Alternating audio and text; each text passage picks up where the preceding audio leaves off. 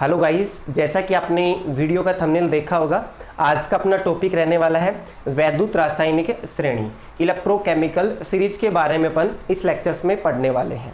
Electrochemical series क्या होती है, किस आधार पे होती है, कैसे बनाई गई है और इसके क्या अनुप्रयोग हैं, ऐसी जो सभी क्वेश्चंस हैं इस टाइप के, उन चीज़ों को अपन कवर करने वाले हैं। और बोर्ड एग्जाम में यहाँ से आपके छोटे क्वेश्चंस देखने को मिलते हैं। तो अपन स्टार्ट करते हैं अपने टॉपिक को, वैद्युत रासायनिक श्रेणी।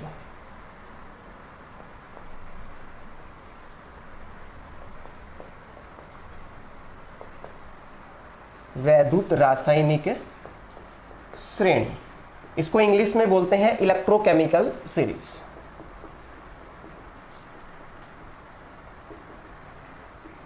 इलेक्ट्रोकेमिकल सीरीज बोला जाता है। तो वैद्युत रासायनिक श्रेणी बनती कैसी है, इससे पहले लेक्चर्स में अपन ने कवर किया था कि इलेक्ट्रोड विभव क्या होता है। जो इलेक्ट्रोड विभव क्या होते हैं, इलेक्ट्रोड बनाते थे उसका इलेक्ट्रोड विभव अपन कैलकुलेट करते थे। और दो प्रकार के होते हैं आपके इलेक्ट्रोड विभव, जैसा अपन ने डिस्कस किया था, अपचयन विभव और एक आपका ऑक्सीकरण विभव। और उसके बाद में अपन ने इलेक्ट्रोड विभव का मापन किया था। इलेक्ट्रोड विभव का मापन कैसे करते हैं, उसमें भी अपन ने कुछ बातें जानी थी कि सिंगल इलेक्ट्रोड का कभी भी अपन इलेक्ट्रोड विभव ज्ञात नहीं कर सकते।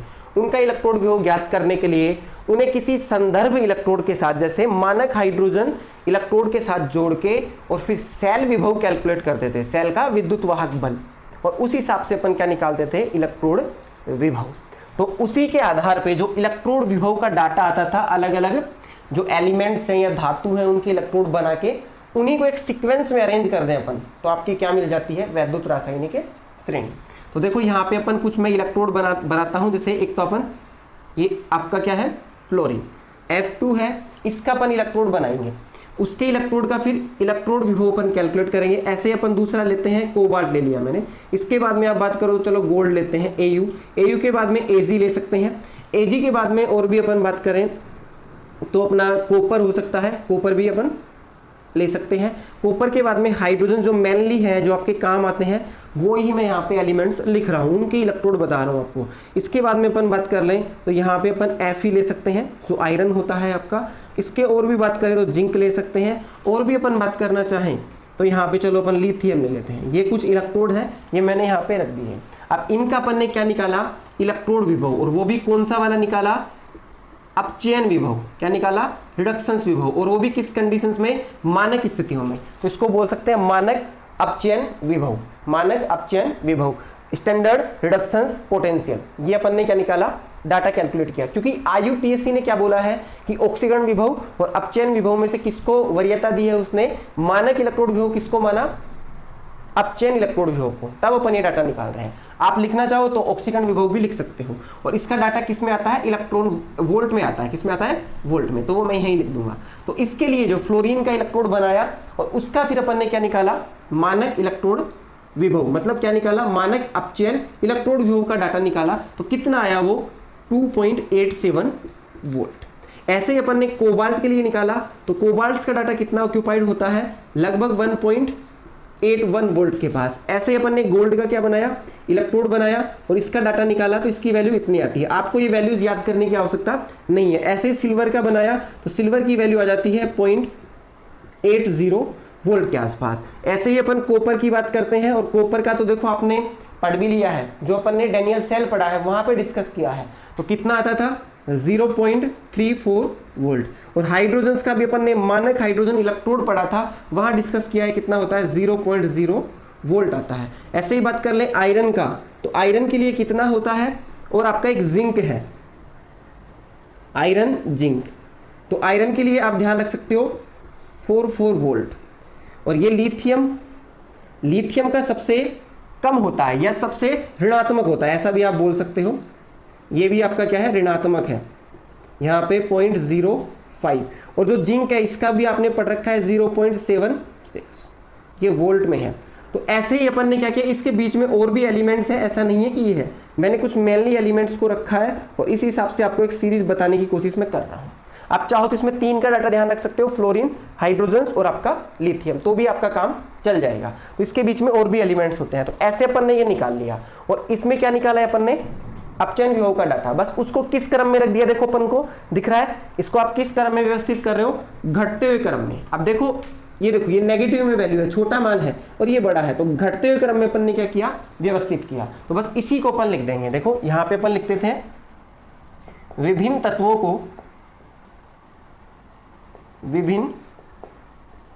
को उनके मानक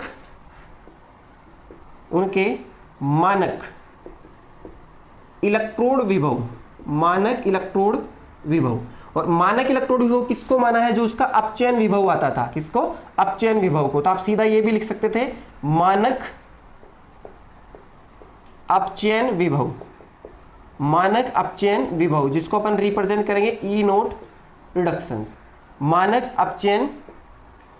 अपचयन विभव के घटते क्रम में व्यवस्थित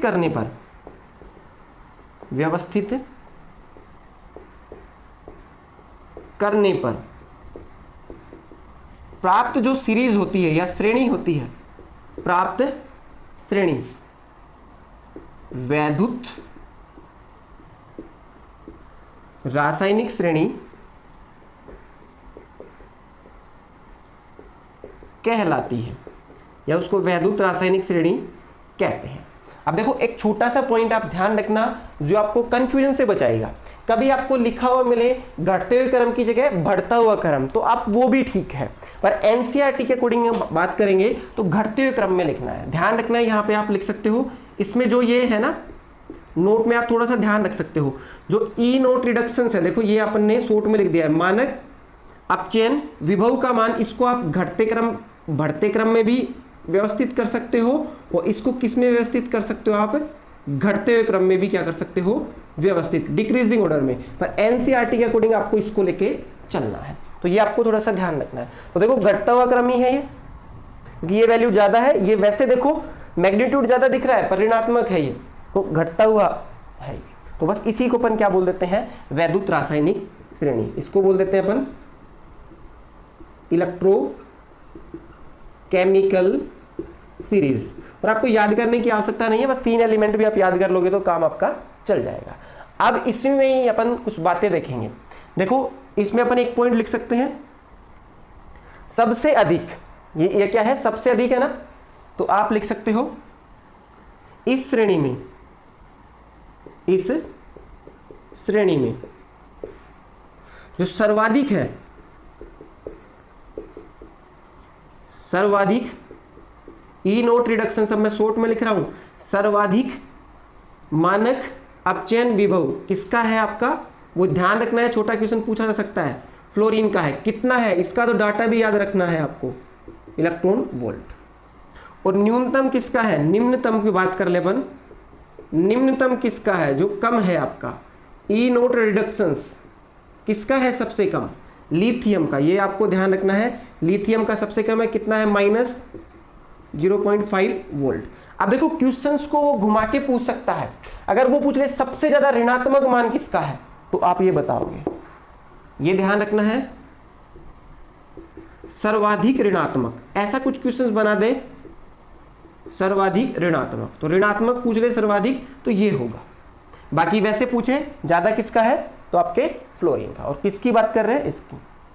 अब अपन ने कहीं ना कहीं इलेक्ट्रोड विभव में एक डाटा और पढ़ रखा है, देखो मैं इधर लिख रहा हूं, जो इलेक्ट्रोड विभव था जिसमें जैसे ये क्या है आपका रिडक्शंस मानक स्थिति मान ले, तो इनका मान क्या होता था, समान होता था, ऑक्सीकरण विभव का या अपचयन विभव का मान क्या होता था, समान होता था, केवल चिन्ह क्या होते थे, अलग होते थे। तो ये संबंध भी आपके माइंड में होना चाहिए। कोई इसका आपसे रिवर्स पूछ ले, जैसे ये पूछ ले फ्लोरीन का यहाँ पे क्या है अपचयन विभव, कोई पूछ ले ऑक्सीकरण विभव, तो बस वैल्यू किस में आ जाएगी, वो माइनस में आ जाएगी, किसमें आ जाएगी, माइनस में। और यहाँ माइनस में है तो वहां किसमें आ जाएगा, प्लस में। ये अपन ने पढ़ लिया है पहले ही। अब एक पॉइंट और आप ध्यान रखो, फिर अपन डाटा लिखते चलेंगे जो क्वेश्चन है। देखो ये बात आपको ध्यान रखनी है, और इलेक्ट्रोड विभव में भी कहीं ना कहीं अपन ने डिस्कस किया होगा, नहीं किया है तो यहाँ ध्यान दो। वो क्या है, धनात्मक, या ये चलो मैं लिख देता हूं अत्यधिक या अधिक, है ना, अधिक लिख देता हूं मैं, अधिक धनात्मक अधिक धनात्मक, अधिक धनात्मक मानक अपचयन विभव या मानक इलेक्ट्रोड विभव, ये बात कर सकते हो। अधिक धनात्मक क्या होगा, जो आपका मानक अपचयन विभव, मानक अपचयन विभव, मानक अपचयन विभव, ये अगर धनात्मक है तो आप क्या संबंध बता सकते हो, अपचयित आसानी से होगा। अपचयित मतलब जिसका अपचयन होता है, अपचयित होने की क्षमता क्या होगी, अधिक। ये ध्यान रखना है, ये कुछ की पॉइंट है, इन्हीं से बहुत क्वेश्चन सोल्व होंगे आपके। देखो सिंपल सा ध्यान रखना है, ये पॉइंट है। अधिक धनात्मक क्या हो, मानक अपचयन विभव का मान किसी एलिमेंट्स के लिए तो उसकी अपचयित होने की क्षमता, ध्यान रखना अपचयित होने की, अपचायक नहीं बोल रहा हूं मैं, अपचयित होने की मतलब रिडक्शन होने की क्षमता, ये ऐसे लिख सकते हो आप,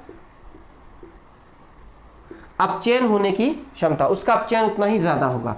ऐसे ही अपन एक दूसरा डाटा लिख लेते हैं, अधिक धनात्मक, अधिक धनात्मक, क्या लिख दिया मैंने यहां पे, ई नोट ऑक्सीडेशन, ध्यान दे लो वो अपचयन था, यहां पे क्या है, मानक ऑक्सीकरण इलेक्ट्रोड विभव है। तो ये होगा तो क्या होगा, उस एलिमेंट की क्या होगी, ऑक्सीकरण होने की क्षमता क्या होगी, या ऑक्सीकृत होने की क्षमता क्या होगी, की क्षमता अधिक। ये आपको ध्यान रखना है भाई, ये थोड़े से काम की बातें हैं, इस पे बहुत से क्वेश्चंस आपके बेस रहेंगे, बट अपन को तो ये वाला भी आप ध्यान रख लोगे तो काम चल जाएगा। देखो क्या है, अधिक धनात्मक मतलब पॉजिटिव मान जितना ज्यादा होगा उसके अपचयन होने की क्षमता उतनी ही ज्यादा होगी, और रिवर्स बोले तो अपन क्या बोल सकते हैं, ऑक्सीकृत होने की क्षमता क्या होगी, कम। यहां पे ऐसा भी लिख सकते हैं, ऑक्सीकृत होने की क्षमता क्या होगी, कम, ऑक्सीकृत क्षमता क्या होगी, कम। देखो धनात्मक रिडक्शन विभव है तो अपचयित होने की क्षमता क्या होगी, ज्यादा, पर ऑक्सीकृत होने की क्षमता क्या होगी, कम। इतना सा आपको ध्यान रखना है, एक स्टेटमेंट भी आप ध्यान रख लोगे तो काम चल जाएगा। यहाँ पे अपचयन विभव लिया है, यहाँ पे ऑक्सीकरण विभव, इसका मान जितना ज्यादा वो उतना ही ज्यादा गुण रखेगा। ये बात आपको पता चल गई। अब मैं यहाँ से आपके दो क्वेश्चंस बताने वाला हूँ। तो इस सीरीज में आपको बताना है कि प्रबलतम आसानी से किसका अपचयन हो जाएगा, इजीली कौन सा अपचयित होगा। देखो इसका मान ज्यादा है तो आसानी से क्या हो जाएगा, अपचयित, और इसका मान क्या है, कम है, तो ये आसानी से क्या होगा, अपचयित नहीं होगा। पर ये ऑक्सीकृत हो सकता है, ये ऑक्सीकृत हो सकता है, क्योंकि कहीं ना कहीं देखो ये पॉजिटिव में आ जाएगा, किसके लिए, ऑक्सीकरण विभव का मान यहाँ पॉजिटिव हो जाएगा, तब होगा वो।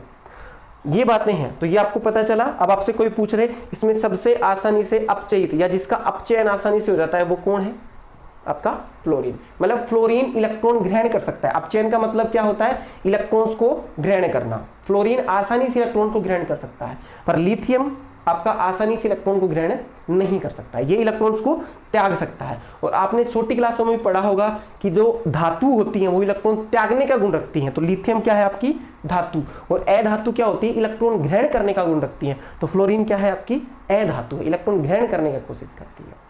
तो इस तरीके से भी आप ध्यान रख सकते हो। अब कभी ना कभी आपने एक पॉइंट छोटा सा पढ़ रखा होगा जिसको मैं यहां कवर करने की कोशिश करता हूं, चलो यहीं अपन देखते हैं उसको।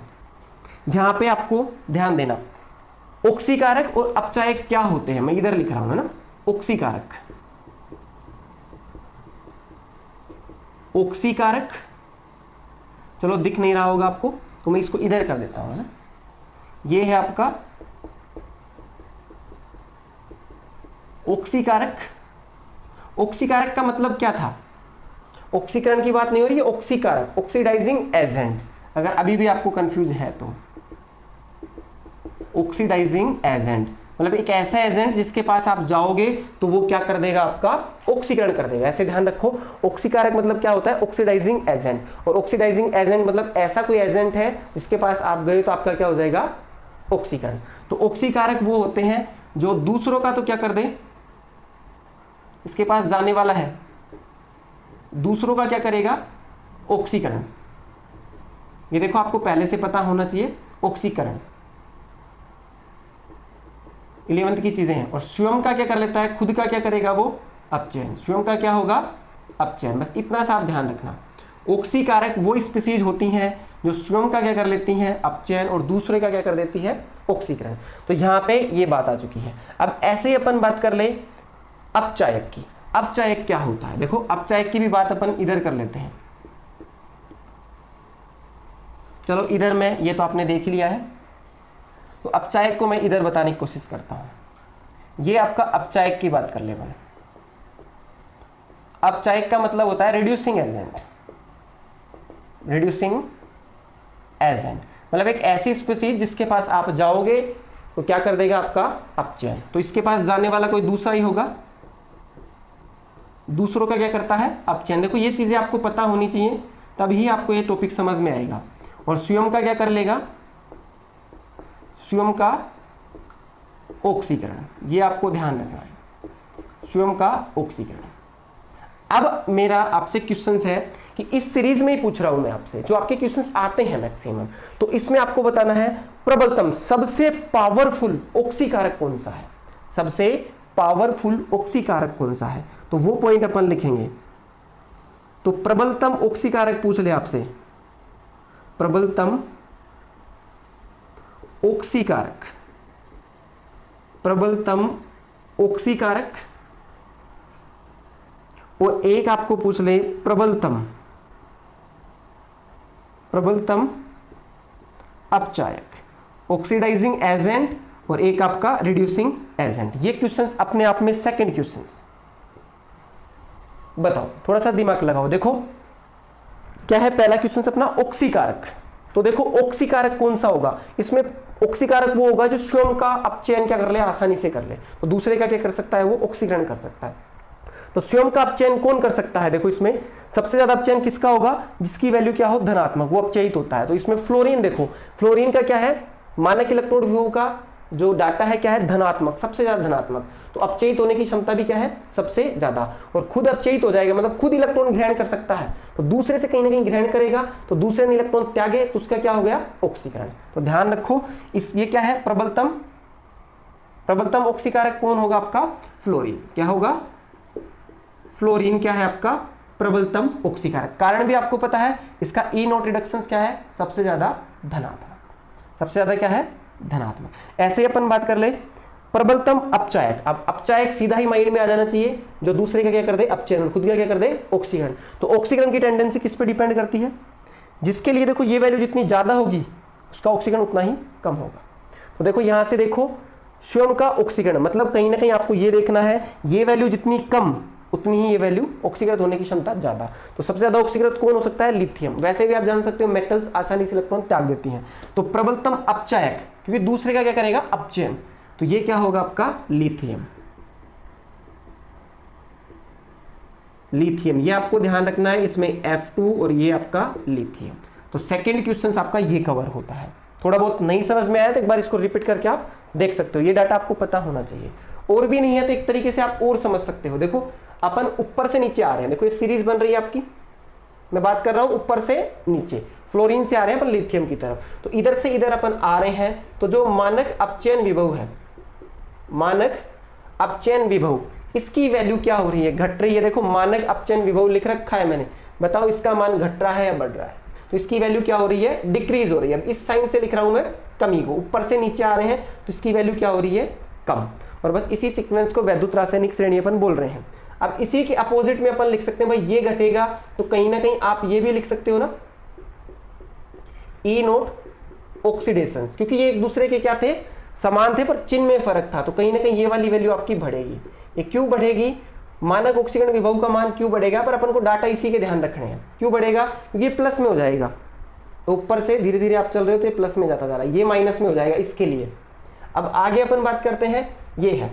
अब यहां से ऊपर से आप नीचे आ रहे हो, तो कहीं ना कहीं देखो ऊपर से नीचे आ रहे हो आप, ऊपर से नीचे आ रहे हो, ये वैल्यू कम हो रही है, ये वैल्यू कम हो रही है, तो कहीं ना कहीं अपचयित होने की क्षमता क्या हो रही है, कम। और अपचयित होने की क्षमता कम हो रही है तो कहीं ना कहीं क्या हो रहा है आपका, ये सिंपल सा ध्यान रखना। अब अपचायक लिख रहा हूं मैं, अपचायक क्षमता। अपचायक क्षमता क्या है, इनवर्सली प्रोपोर्शनल है किसके, ई नोट रिडक्शंस के। किसके है, ई नोट रिडक्शंस के। ये आपको ध्यान रखना है, देखो अपचायक क्षमता क्या है, अपचायक क्षमता मतलब अपचयित करने की क्षमता, रिड्यूसिंग एजेंट जो इसके व्युत्क्रमानुपाती है। और ऐसा ही बात कर ले अपन ऑक्सीकारक।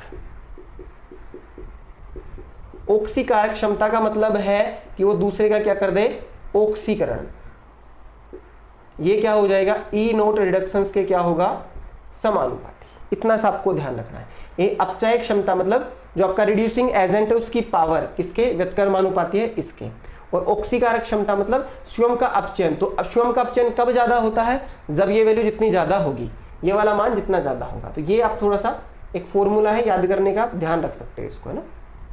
अब आपको मैं कुछ बात बताना चाहूं तो सपोज करो ऊपर से अपन नीचे आ रहे हैं, ऊपर से इधर आ रहे हैं, तो आप बताओ अपचायक क्षमता बढ़ रही है, घट रही है। जो अपचायक क्षमता है, बस इन्हीं पे घुमाएगा एग्जामिनर आपको। जो अपचायक क्षमता बताओ घट रही है या बढ़ रही है, अपचायक क्षमता बताओ घट रही है या बढ़ रही है। क्योंकि मानक अपचयन विभव का मान क्या हो रहा है, घट रहा है। और मानक अपचयन विभव का मान घट रहा है, ये वैल्यू क्या हो रही है, ऊपर से नीचे आ रहे हो तो कम हो रही है, और ये कम हो रही है तो कहीं ना कहीं अपचायक क्षमता क्या हो रही है, बढ़ रही है। ऊपर से नीचे आ रहे हो तो ये रिलेशन। अब ऑक्सीकारक क्षमता की बात करें, जो ऑक्सीकारक क्षमता है आपकी, ऑक्सीकारक मतलब ऑक्सीकारक क्षमता, ये क्या होगी आपकी, देखो ये क्या होगी आपकी, डिक्रीज। डिक्रीज क्यों होगी, वो दिख रहा है, समानुपाती किसके है, मानक इलेक्ट्रोड विभव के। ऊपर से नीचे आ रहे हैं तो इलेक्ट्रोड विभव का मान देखो नेगेटिव होता जा रहा है, कम होता जा रहा है, तो ऑक्सीकारक क्षमता भी क्या है, कम है। तो यहां से अपन बात करें तो सबसे ज्यादा अपचायक क्षमता या प्रबलतम अपचायक कौन होगा, तो आपका क्या होगा, फ्लोरीन। आप लिख सकते हो इसको प्रबलतम अपचायक, प्रबलतम अपचायक, प्रबलतम ऑक्सीकारक, सॉरी क्या होगा, प्रबलतम ऑक्सीकारक। क्योंकि देखो ऊपर से नीचे आ रहे हैं तो कम होता जा रहा है मान, तो ऊपर वाला सबसे पावरफुल है, प्रबलतम ऑक्सीकारक। और नीचे क्या है आपका, प्रबलतम अपचायक।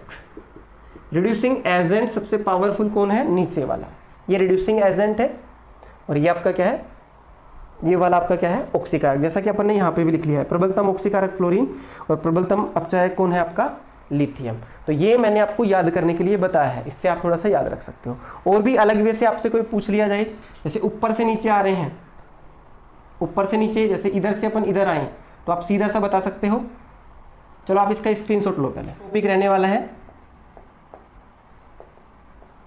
वैद्युत रासायनिक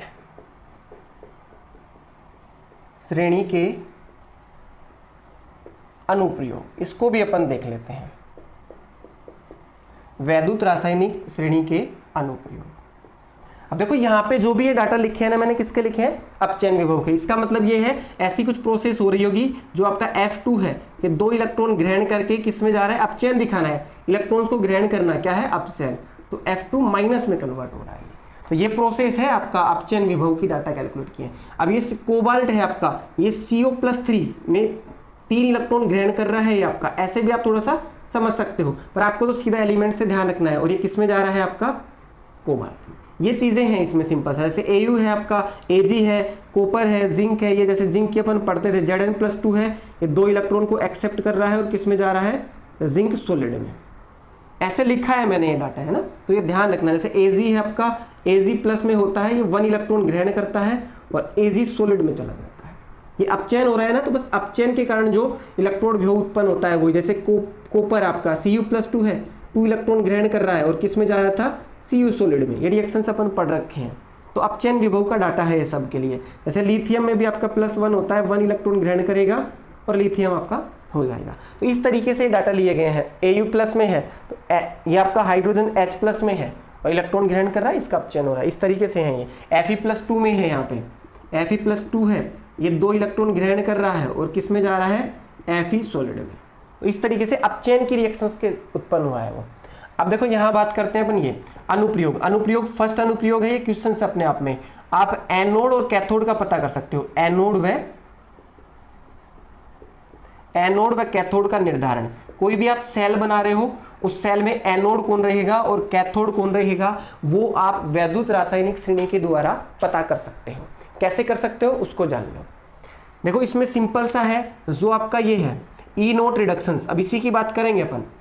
जो मानक अपचयन विभव है, इसका मान अगर धनात्मक है, क्या है, अधिक लिख लो आप, अधिक धनात्मक, अधिक ही लिख लो सीधा, का मान क्या है, अधिक, और अधिक है तो वो क्या बनेगा, और इसका मान अगर कम है आपका तो क्या बनेगा, ये आपका मानक इलेक्ट्रोड विभव बोल सकते हो या मानक अपचयन विभव, क्योंकि उसी को मान रखा है। अगर इसका मान अधिक होता है, जैसे 2 इलेक्ट्रोड बनाए अपन ने, 2 इलेक्ट्रोड बना रखे हैं और जिसमें से एक इलेक्ट्रोड का मान क्या है, अधिक है, और एक का क्या है, कम है, तो जिसका अधिक होगा, देखो अब अपन ने पढ़ लिया है, अधिक होगा उस पर क्या होगा आपका, उस पर क्या होगा, ऑक्सीकरण।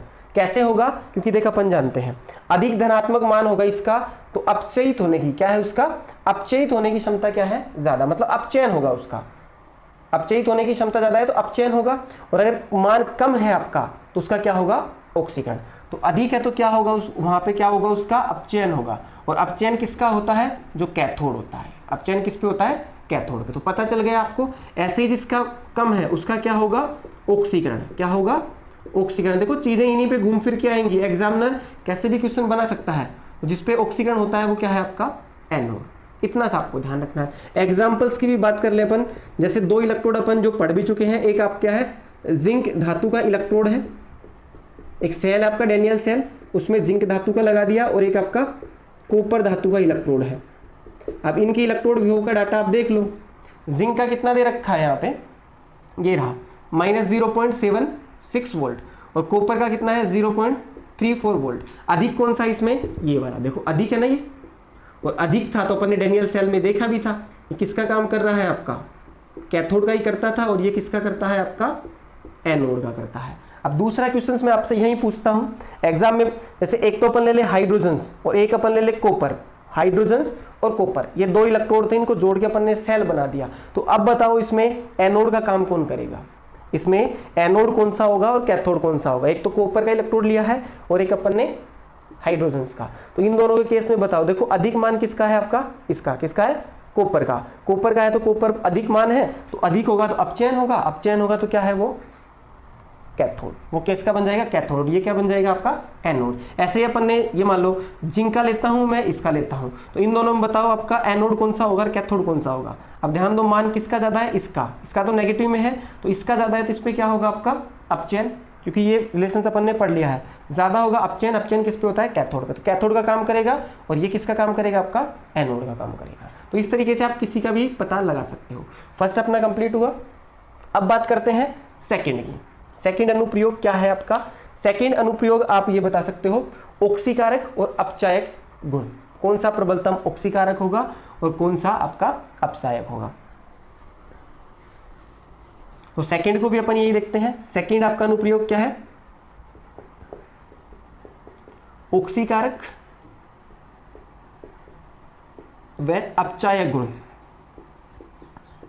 ऑक्सीकारक व अपचायक गुण का निर्धारण। तो इसमें आप सिंपल सा ध्यान रखना, जो आपका अपचायक गुण है, अपचायक का मतलब आप जान जाना क्या है, अपचायक मतलब वो जो दूसरे का क्या कर दे, अपचयन, और स्वयं क्या कर दे, ऑक्सीकरण। अब स्वयं का ऑक्सीकरण कब हो सकता है, स्वयं का ऑक्सीकरण कब हो सकता है, यदि इसकी वैल्यू क्या हो, कम हो। तो आप सीधा लिख सकते हो ई नोट रिडक्शंस, ठीक है, ई नोट रिडक्शंस। अपचायक गुण इस पे डिपेंड करेगा। दूसरा अपन बात कर लें ऑक्सीकारक, ऑक्सीकारक, ऑक्सीकारक गुण या ऑक्सीकारक क्षमता। तो ये आपका क्या हो जाएगा, ई नोट रिडक्शंस के क्या होगा, समानुपाती। देख सकते हो आप, जितना ज्यादा मान अपचायक गुण उतना ही कम। जैसे देखो सबसे ज्यादा फ्लोरीन, जैसे मैं यहाँ पे लिख दूं, जैसे एक फ्लोरीन लिख दिया, एक मैंने यहाँ पे जिंक लिख दिया, एक आपका ये मान लो कि जैसे लिथियम लिख दिया, और एक आपका कॉपर लिख दिया। अपचायक गुण की बात चल रही है, ऑक्सीकारक की नहीं, अपचायक की। तो देखो सबसे कम किसका होगा, इसका मान कितना होता है, ई नोट रिडक्शंस का मान कितना होता है, फ्लोरीन के लिए सबसे ज्यादा होता है, वो कितना है 2.87। जिंक के लिए कितना होता था, -0.76। लिथियम के लिए कितना है, -3.05। और इसके लिए कॉपर के लिए कितना होता है 0.34 वोल्ट। अब देखो इसमें ये कम है, यहाँ पे ये नहीं कि मान ज़्यादा है, माइनस में है, ये वैल्यू कम है। तो देखो इसमें सबसे ज़्यादा वैल्यू जिसकी होगी उसका गुण सबसे कम होगा। सबसे कम मतलब घटता हुआ क्रम लिख देते हैं अपन। क्या लिखते हैं? घटता क्रम पूछ ले आपसे, क्वेश्चन सोल्व कर लो। घटता क्रम किसका होगा? मतलब सबसे पहले जिसका ज़्यादा है वो लिखोगे। ज़्यादा किसका होगा इसमें? अपचायक गुण सबसे ज़्यादा किसका होगा? जिसकी ये वैल्यू क्या हो? सबसे कम। सबसे कम किसकी है? ये है, माइनस में है ना, सबसे कम है ये, सबसे कम है। तो सबसे पहले कौन आ गया? सबसे कम है तो ये सबसे प्रबल लिथियम हो गया। लिथियम से कम कौन होगा? देखो ये, ठीक है। फिर आपका कौन हो जाएगा? जिंक। जिंक के बाद में अपन बात करें, ये बचा है आपका और ये बचा है, तो इसमें ज़्यादा वैल्यू ये है, ये कम है, तो क्या हो जाएगा आपका? कॉपर। और सबसे कम ये रहा, ये आपका फ्लोरीन। अगर इसमें ऑक्सीकारक गुण पूछ लेता तो इसका रिवर्स कर देते हैं। तो इतना सा आपको ध्यान रखना है। अब इसके बाद में थर्ड जो एप्लीकेशंस है वो रिएक्टिविटी बता सकते हो आप। क्या बता सकते हो? रिएक्टिविटी। मैं रफ इसलिए नहीं कर रहा हूँ कि इन्हीं से आपको समझाना पड़ रहा है। थर्ड एप्लीकेशंस आपका जो क्रियाशीलता, क्रियाशीलता, रिएक्टिविटी भी आप बता सकते हो। रिएक्टिविटी है ना, ये कैसे बताओगे? देखो यहाँ पे रिएक्टिविटी में अपन बात कर लेते हैं मेटल, मेटल की जो आपका धातु है, और फिर अपन बात करेंगे नॉन मेटल, जो आपके क्या है? अधातु। क्या है? अधातु। धातु और अधातु की रिएक्टिविटी को अपन जो मानक अपचयन विभव है उससे समझते हैं। तो सिंपल सा ध्यान रखना, जो धातु की रिएक्टिविटी है, जो क्रियाशीलता है, वो व्युत्क्रमानुपाती होगी किसके? ई नोट रिडक्शंस के। ई नोट रिडक्शंस का आप डाटा देख लेना। और यहाँ पे जो है ये आपका, इसकी रिएक्टिविटी जो अधातु है इनकी रिएक्टिविटी क्या होगी? ई नोट रिडक्शंस के क्या होगी? समानुपाती। बस ये आपको डब्बे थोड़े से ध्यान रखने हैं, इससे आप रिएक्टिविटी बता सकते हो। अब इनमें कैसे भी क्वेश्चंस पूछ सकता है, घुमा के कैसे भी पूछा जा सकता है। और बात करें अपन यहाँ पे, तो इसमें एक पॉइंट आप ये लिख सकते हो। देखो हाइड्रोजन्स है, अगर धनात्मक अपचयन विभव है, धनात्मक अपचयन विभव, ये मान लो कि मैं यहाँ पे ऐसा, ऋणात्मक क्या है? ई नोट रिडक्शंस, ऋणात्मक ई नोट रिडक्शंस, और दूसरा लिख दे वो धनात्मक ई नोट रिडक्शंस। कोई एलिमेंट्स हैं आपके, उस एलिमेंट का मानक अपचयन विभव का मान क्या है? ऋणात्मक है। मानक अपचयन विभव का मान क्या है? ऋणात्मक। तो वो हाइड्रोजन्स के तुलना में, हाइड्रोजन्स के तुलना में बताओ क्या होगा? प्रबल अपचायक होगा या ऑक्सीकारक? प्रबल अपचायक होगा, प्रबल अपचायक। और ये क्या होगा? हाइड्रोजन्स के तुलना में क्या होगा? हाइड्रोजन्स के तुलना में दुर्बल क्या होगा? अपचायक। दुर्बल क्या होगा? अपचायक। ये स्टेटमेंट भी आप ध्यान रख सकते हो, इससे भी आपका कोई छोटा क्वेश्चन बना दें। देखो समझ सकते हो, ऋणात्मक है, इसका मान ऋणात्मक है, तो हाइड्रोजन्स है, ये रहा हाइड्रोजन्स, इसके तुलना में बताओ प्रबलतम क्या होगा? अपचायक। देखो ऋणात्मक है तो देखो 0 है, इससे ऋणात्मक आया तो कहीं ना कहीं देखो अपचयन क्षमता बढ़ रही है, तो प्रबलतम अपचायक। और धनात्मक है, इससे धनात्मक है, देखो इससे ऊपर वाला धनात्मक है, तो क्या है वो? दुर्बल अपचायक। दुर्बल अपचायक है, ऊपर से नीचे आ रहे हैं तो आपकी अपचायक क्षमता बढ़ रही है। ये ध्यान रखना। बस उल्टा घुमा के भी क्वेश्चन पूछे जा सकते हैं, तो थोड़ा सा ध्यान देना है। जैसे अब इसी की रिएक्टिविटी को अपन समझना चाहें तो यहाँ पे अपन इसको समझ सकते हैं एक क्वेश्चन से, जो आपने कहीं ना कहीं 10th में भी पढ़ते हो। क्या है? जैसे मैं यहाँ पे ये होता है आपका, ये अपन ले लें, यहाँ पे जिंक है और ये आपका कॉपर सल्फेट। विस्थापन अभिक्रिया को समझ लेते हैं अपन। एक एग्जाम्पल अपन ये लेते हैं, Fe है और CuSO4 है, कॉपर सल्फेट। जैसे ही अपन कॉपर सल्फेट के विलयन में ये जिंक धातु रखते हैं या जिंक धातु की छड़ रखते हैं, तो यहाँ से इस कॉपर को क्या कर देता है? विस्थापित कर देता है और ZnSO4 बन जाता है। ये क्या होता है? रंगहीन होता है और आपका कॉपर का क्या हो जाता है? विस्थापन। तो विस्थापन अभिक्रिया को भी आप समझ सकते हो। देखो यहाँ पे ये क्या है? इसकी वैल्यू कितनी होती है? 0.76 माइनस का, और इसका कॉपर के लिए कितना होता है? कॉपर के लिए 0.+4 हो गया। अब यहाँ देखो ज़्यादा किसका है? कॉपर का मान है ना, कॉपर का मान ज़्यादा है ई नोट रिडक्शंस का, तो कॉपर की रिएक्टिविटी जिंक की तुलना में क्या आएगी, कम आएगी। अब यहाँ पे कोई ऐसा नहीं करना सर ये वैल्यू बड़ी है, पर भाई नेगेटिव में है, कम है, ये कम है, इसका मान कम है तो इसकी रिएक्टिविटी ज़्यादा होगी। जिंक की रिएक्टिविटी ज़्यादा होती है, इस कारण ये कॉपर सल्फेट से कॉपर को क्या कर देता है, विस्थापित कर देता है। ऐसे अपन इनकी बात कर लें, Fe और ये यहाँ पे क्या बनता है, FeSO4 और यहाँ पे Cu सॉलिड। तो इससे भी आप रिएक्टिविटी देख सकते हो किसकी ज़्यादा होगी रिएक्टिविटी, इसकी, और कॉपर की क्या होगी रिएक्टिविटी कम, क्योंकि इसके लिए मान कितना है जो अपन ने लिख रखा है 0.44 और इसके लिए कितना है आपका 0.34। देखो ज़्यादा किसका है, Fe का माइनस में है, ये ध्यान देना, थोड़ा सा कंफ्यूज मत होना, ये माइनस में है तो माइनस में होगा। अब ऐसा लिख सकते हो अगर आपको दिक्कत आ रही है इस स्टेटमेंट के लिए, तो E नोट रिडक्शंस का मान जितना ऋणात्मक तो क्रियाशीलता क्या होगी,